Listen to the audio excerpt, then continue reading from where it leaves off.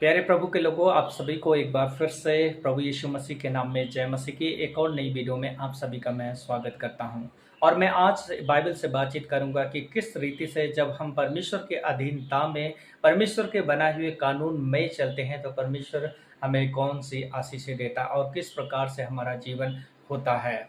उत्पत्ति के पुस्तक में हम आदम और हव्वा के बारे में पढ़ते हैं कि आदम और हव्वा जब तक परमेश्वर के बनाए हुए कानून के अंतर्गत चलते रहे, उसकी अधीनता में चलते रहे, तब तक आदम और हव्वा को अपने जीवन के लिए किसी प्रकार की चिंता, किसी प्रकार का दुख और किसी प्रकार के खाने पीने की कोई चिंता नहीं थी, कोई समस्या नहीं थी। वो अपनी जिंदगी को बहुत आनंददायक जी रहे थे, बहुत शांतिदायक जी रहे थे और परमेश्वर के साथ में मिलकर वो संगति किया करते थे। लेकिन जैसे ही उन्होंने परमेश्वर के कानून को तोड़ा और परमेश्वर की अधीनता से वो बाहर हटे, क्योंकि परमेश्वर ने आदम और हव्वा को कहा था कि तुम अदन के बगीचे के सारे वृक्ष के फलों को खा सकते हो, लेकिन जो अदन की बगीचा के बीच में जो भले और बुरे के ज्ञान का वृक्ष है, उनके फल को तू ना खाना और ना ही तू छूना। और जिस दिन ने आदम और हव्वा ने इस कानून को तोड़ा और इस अधीनता से बाहर आए, उसी दिन से आदम और हव्वा की जिंदगी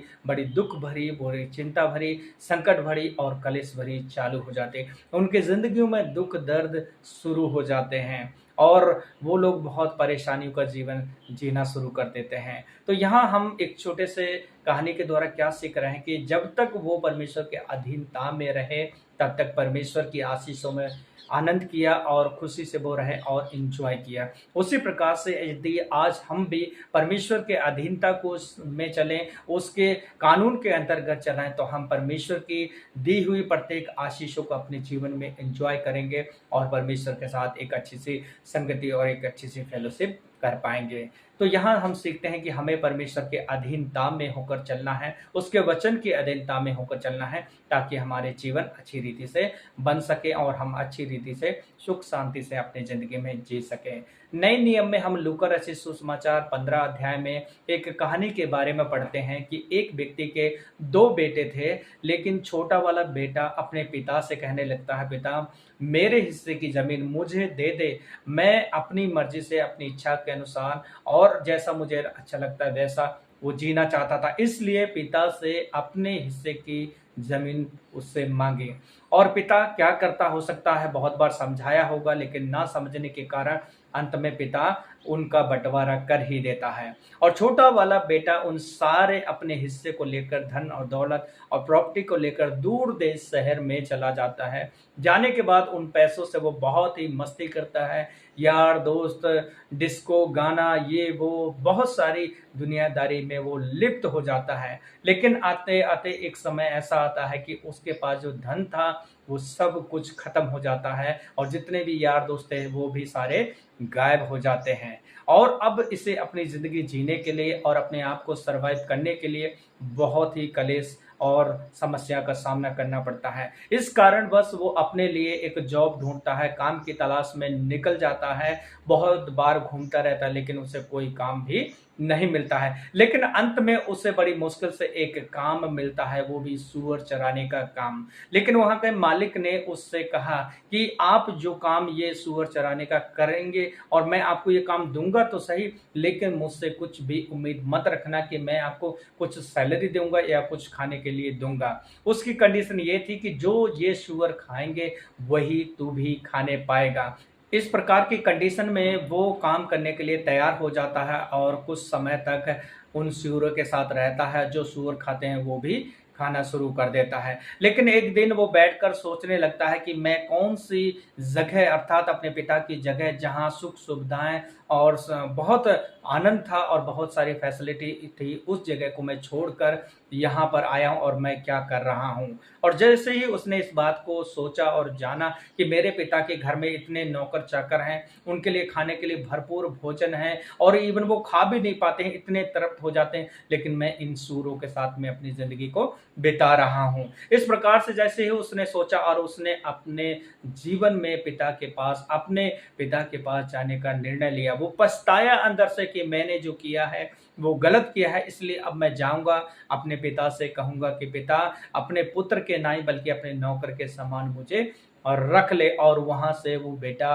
अपने पिता की ओर चलना शुरू कर देता है।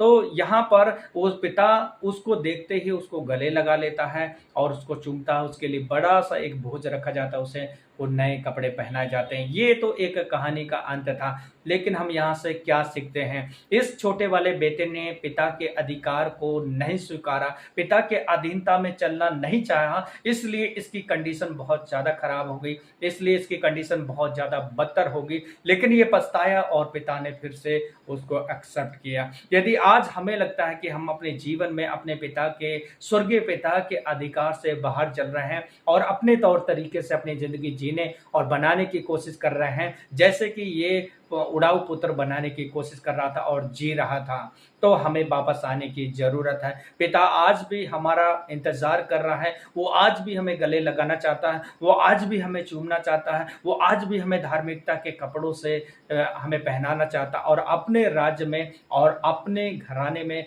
फिर से वही दर्जा देना चाहता है। तो हम इस कहानी से इन बातों को सीखते हैं। तो आइए दुनिया की भंवर में नहीं, इस इंसान के जैसे नहीं कि दुनिया की मौज मस्ती रंगरलियों में खो गया और फिर बाद में वापस आए। आइए हम भी अगर दुनिया की रंगरलिया में और दुनिया की मौज मस्तियों में खो चुके हैं, तो हमें प्रभु यीशु मसीह के पास आने की ज़रूरत है। आज भी हमारा प्रभु यीशु मसीह हमारी बाहें फैला के हमारा इंतज़ार कर रहा है और एक्सेप्ट करें उस पिता के अधीनता को। उसका एक समय है, वो हर एक को बढ़ाएगा, वो हर एक को आशीष देगा, वो हर एक के जीवन को बनाएगा, क्योंकि उसके पास हमारे हम सब के लिए बहुत ही बढ़िया प्लान है और योजना है। वो उस प्लान के मुताबिक हम सबको आशीष देगा। हमें धीरज धरने की ज़रूरत है, हमें जल्दबाजी ना करके जब हम उसके अधीनता में बने रहें, जब हम उसके साथ में बने रहें, तब परमेश्वर हमें बहुत आज से आशीष देगा। इसी प्रकार से यही बेटा अगर पिता की अधीनता में बना रहता, तो पिता के द्वारा जो फैसिलिटी मिल रही थी, पिता के द्वारा जो आनंद मिल रहा था, जो सारी चीज़ें उसके जीवन की ज़रूरतें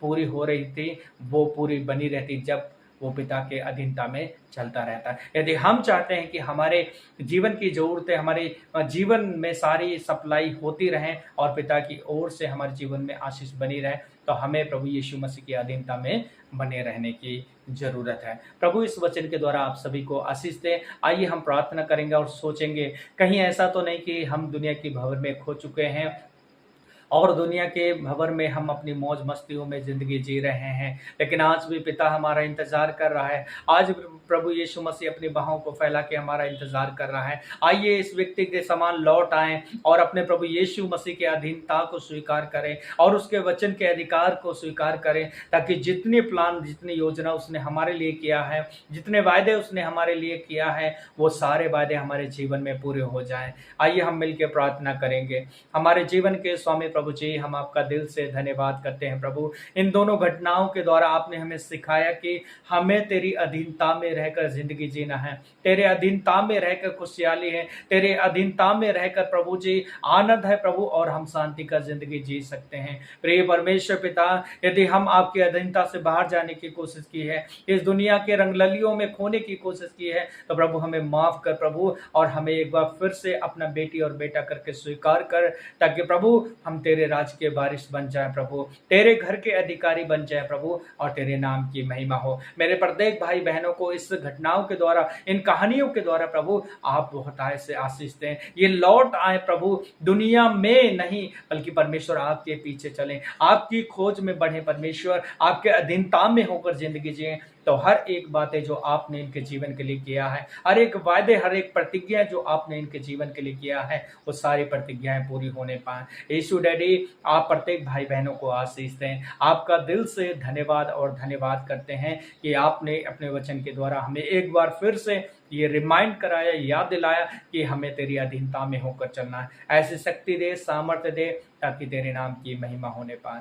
धन्यवाद करते हैं प्रार्थना सुनने के लिए। प्रभु यीशु मसीह के नाम से दुआ मांगते हैं, आमीन आमीन। प्रभु आप सभी को बहुत आज से आशीष दे। इसी प्रकार के वीडियो देखने के लिए आप हमारे चैनल के साथ बने रहें, और यदि आप मेरे चैनल पे नए हैं तो चैनल को सब्सक्राइब करके बेल बटन दबा लें, ताकि आने वाली हर एक नई वीडियो सबसे पहले आप तक पहुंच सके। मिलेंगे अगली नई वीडियो में, तब तक के लिए आप अपना ढेर सारा ख्याल रखें। प्रभु आप सभी को बहुत आज से आशीष दे। जय मसीह की।